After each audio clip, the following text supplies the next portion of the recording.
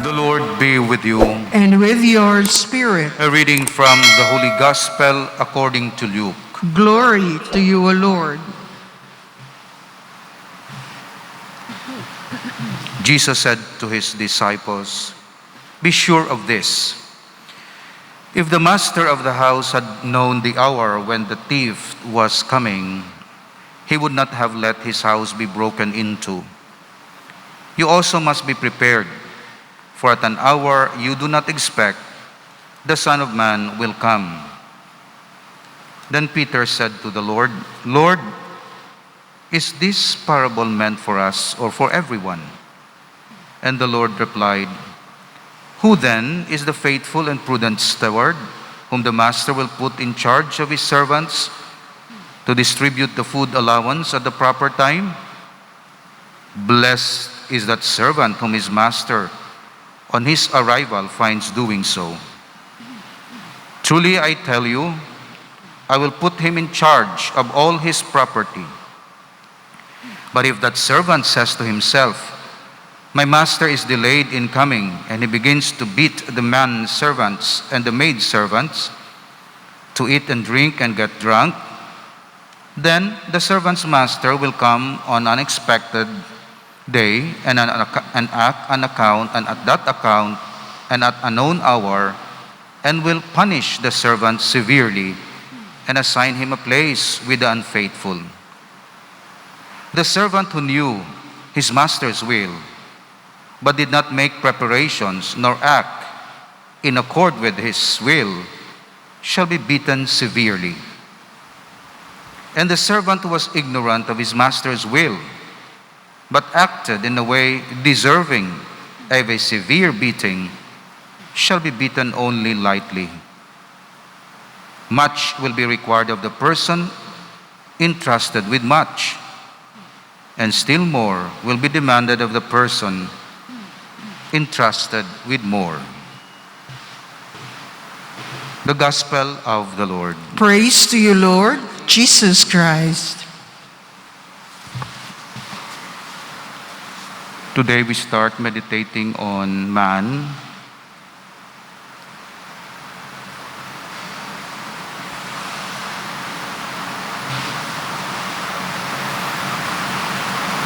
And we'll take the teachings of Leo XIII on his book, Faith Explained. Chapter 5, the creation and the fall of man. So we finish practically with God, okay, and then man, and then perhaps homilies on angels and saints before the All Saints Day. But within these days, we'll meditate on man and soul in purgatory, in preparation for November the 2nd, All Souls Day. What is man? Man is the bridge between the world of spirit and the world of matter. So this is our position in the creation of God. We are the bridge between matter and spirit, because we have our body from the ground, matter, and we have our soul from the spirit world. That's why angels are pure spirits, plants and animals are matters, but man is made of matter and spirit. And therefore we are standing with one leg on the material world and one leg on the spiritual world. It's a very important principle, because oftentimes people thought that they are only matter, and they are only money, and they're only bloody, and they're only clothing, and no spirit at all. So therefore they become animals. They just eat and drink and be merry and then die. On the other hand, there are those who believe that they are simply pure spirits and body is bad and body should be annihilated, and therefore to procreate is a sin, because when you procreate, you produce another body, and when you produce another body, you produce another evil matter. There was a heresy on this because they thought body is evil. Body should be chastised. Body should be punished. And therefore they become spiritualists. They overemphasize the need of the spirit. They underemphasize or ignore the need of the body. COVID-19. May iban, wala na kinanglan simba, kay science lang, COVID. May iban, di nga di nga mask kita, gatuo man kita sa Dios. Kinanglan faith lang, bain na ya, salbaron man kita sa Dios. Extremes ina. Hindi na ya posisyon sang Katoliko. Ang posisyon sang Katoliko is a balance. Take good care of your body, take your care of your spirit. Why? Because you have your body, and in fact, it will be resurrected on the last day. And you have your spirit. And in fact, the spirit will be judged. And the result of the evaluation of your soul depends on which depends your body later on when you will be resurrected. If your spirit or soul is found just, then the body will be resurrected and will be rewarded together with the soul. If not, the body will be resurrected and will be punished with its soul. So very important. So that's why the church teaches us to take good care of our body, to consider also the scientific advice and guidelines as long as it's true and purely motivated. So hindi ka magsunod sa science, kundi sunod ka sa tuod nga science. Munang akon, ti Father mo na, may science nga hindi tuod. Sundon tang science. Wala na yung problema. Pero ang problema mo is tuod bala ina nga science. Sakto bala, authentic bala science. Man is the bridge between the world of the spirit and the world of matter. It is obvious, surely, that we use the word man in this context to designate all members of the human race, not referring to male versus female. The soul of man is a spirit and is similar to the nature of angel. The body of man is physical matter, similar in nature to an animal. Yet, man is neither an angel nor a beast. He is being in his own right, a being with 1 foot in time and 1 foot in eternity. Philosophers define man as a rational animal. The word rational from reason, indicating man's spiritual soul, and the word animal, indicating his physical body.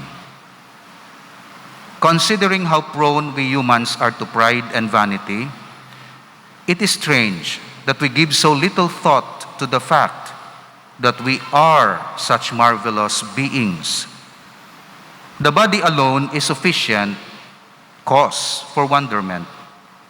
The skin that covers our body, for example, is a protective sheath that would be worth millions to scientists who could produce it for commercial use. It is elastic. It is self-renewing.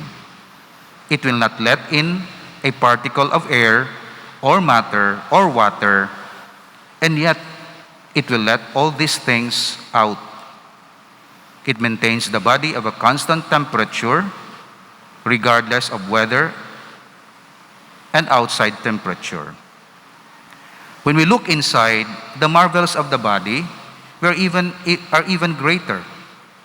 There are the tissues and membranes and muscles that make up the organs, the heart and the lungs and the stomach and all the rest.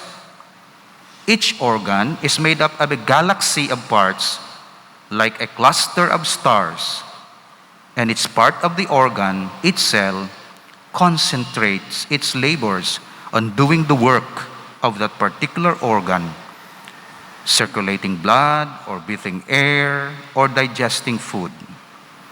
The various organs carry on their work 24 hours a day without conscious thought or direction from the mind. And most amazing of all, although each organ seems exclusively intent on its own work, yet all constantly work together for the good of each and for the good of the whole body.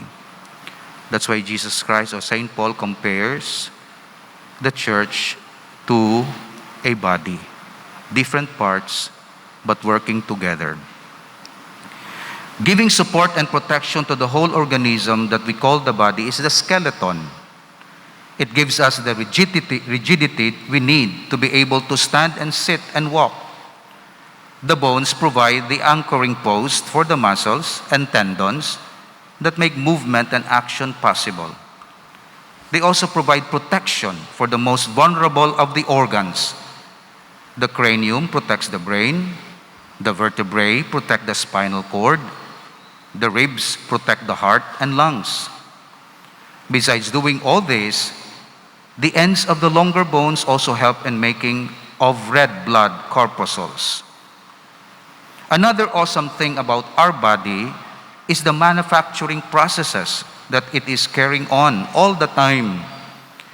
We put food and water into our mouths and then forget about them. The body takes over from there.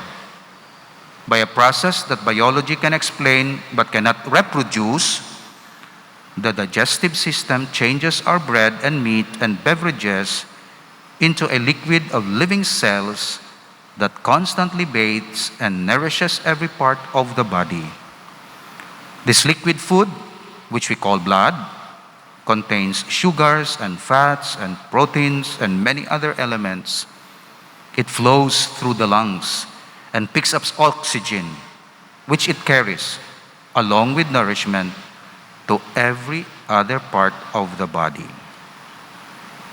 Kita nyo kung ano mag-design ng Diyos ang aton body. Of course, the ordinaryo lang na sa aton. Pero wala pa sang machine maka-replicate sining body nga ini. Bisan may robot pa, hindi siya kan. The nervous system is another object for admiration. Really, there are two nervous systems, the motor nervous systems, by which the brain controls the movements of the body. My brain commands walk, and my feet obediently pick themselves up. And the sensory nervous system by which we feel pain, the body's vigilant sentinel against sickness or injury, and by which the outside world is brought into the brain through the sensory organs of sight, of hearing, touch, taste, and smell. These organs themselves are further prodigies of design and precision. Again, the scientist, the anatomist, the biologist, the oculist can tell us how these organs work. Yet the greatest scientist cannot make a human eye or build an organ of hearing or manufacture a single taste bud. The litany of the body's marvels could be prolonged indefinitely. We have touched only a few of them here. If a person were to make a guided tour of his own physical self, he would find more wonders to admire than he would find in a trip to Grand Canyon and all the tourist attractions of the world. Our body is only one half of us, and the lesser half by far. But it is a gift to be valued, a gift to be grateful for, a fitting habitation for the spiritual soul, which gives it life and power and meaning. Like the animals, man has a physical body, yet he is more than an animal. Like the angels, man has an immortal spirit, yet he is less than an angel. In man, the world of matter and the world of spirit meet. So ikaw na, di ragakit anay ang matter kag ang spirit sa imo. Ikaw ang bridge, ikaw ang connection. So importante ka. Actually ang diretso sini tanan nga element ara na sa lawas mo in a balanced doses. Balanced dose. Bisan maguba pa ang universe, basta may isa ka tawo nga nag-exist, ma-recreate ang whole universe. Ara oxygen, ara hydrogen, ara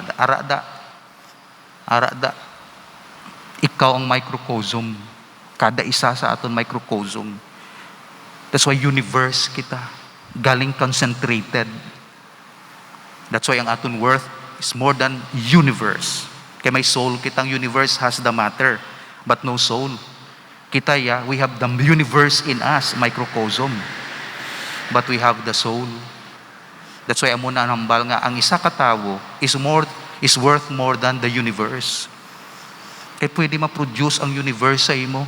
Halin sa DNA mo kung saan da sa mga science, ara da sa imo. Ari sa akon. Pwede ma-reproduce kay universe mismo. Gin-summarize sang Lord. Gin-concentrate sang Diyos ang whole universe sa isa ka person. Naglain lang kita sa batasan. Pero ara dira. So therefore, ginpamit niya dira ang body and soul. Amo na ka-importante ang body. So hindi ang body, hindi lang object of kung ano dira. Kinplano na yan sang Diyos. Valuable na para sa Diyos. So, man's body and soul are not joined together in any casual sort of way. The body is not merely an instrument which the soul uses in the way that an automobile is the instrument of the driver. So hindi siya nga galamiton lang ang lawas. Body is a intrinsic, essential part of our being. Kaya kung body lang, kag soul lang imo emphasize, ti ang body mo to kay importante man na. That's why ang body and soul integrated. The body and soul were made for each other.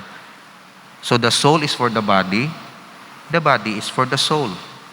They are fused and linked together so intimately that in this life, at least, neither can get along without the other. Lastly, if a piece of copper and a piece of zinc are welded together, they form one piece of metal. However, their union in that case is what we call an accidental union. No new substance has resulted. So, ginsugpon mo lang. Anyone can see that it is still a piece of copper and a piece of zinc. But if the copper and zinc are melted down and then mixed together, we get a new substance which we call brass. Brass is neither zinc nor copper. It is a new substance composed of both. In somewhat the same way, are man's body and soul, united in the one substance which we call human being. That's why ang gift sa body is actually a sanctified soul. Hindi kwarta. Ang best na gift mo sa body is a purified soul. Hindi ang bago nga sapatos. Bago nga makeup. Hindi mo nang best. Nami man na. Pero sa body lang na. Pero ang best ganyan nga gift mo, nga happy birthday gift mo sa body mo, is a soul nga nakakonfesar. That's your gift. Kagang gift sa soul is your body. Healthy, sound mind, pure. Munang gift mo man sa soul. Tanawa bala, ginabendisyonan sang Dios ang tao paagi sa pagpurify sa yakalag. Sa kamatayon, maseparar sila temporarily. Ang kalag tinluan, ang body allow sang Dios mag-decay. Pero kung ang soul, okay na, ano ang padya sang Dios sa soul? Body. Resurrection of the body. Why? Because the soul remains a soul without a body. And it's not a complete human being because it's a soul. And a body decays, kaya wala sang soul. Kaya tungod human person kita, the soul is never complete without a body. That's why the Lord promised, I'll give you a new body, resurrection of the body, so that the happiness and the fulfillment of soul will be complete. Because the soul, the human soul, is not complete without its body. So the soul will be very happy someday when our body is resurrected. So amunang doktrina naton, wala na naintindihan sang iban. Di sila pero kung makita mo, so i-take care mo ang imo body. Pero it's not the expense of your soul. Makita mo naman take care mo man ang imo soul. Kaya ang padiya mo sa soul is a healthy body. Para mga man sang soul ang body mo, maka-love siya, maka-function siya, maka-serve siya. Kaya ara ang soul sa healthy body. Kang ang body mo, may healthy nga soul. Ano pagid na? So muni ang aton nga doktrina sa kung anong tao. So ang tao, wala naton gina-reduce sa economics. Ang life, wala naton gina-reduce sa aesthetics. Ang life, wala naton gina-reduce sa politika. Kay subong manugsulod ang eleksyon, nag-reduce ang life sa politika. Mo lang gagamay siya. Puros lang politika. Ano yung soul? Ano yung moral life? Ano yung goodness ng tao? Wala ko nagasiling hindi kinanglan politika. Kinanglan na. Pero politics is not everything. Because life is bigger than politics. Although politics is very important. Pero remember, sa aton perspective politics is just one aspect of life.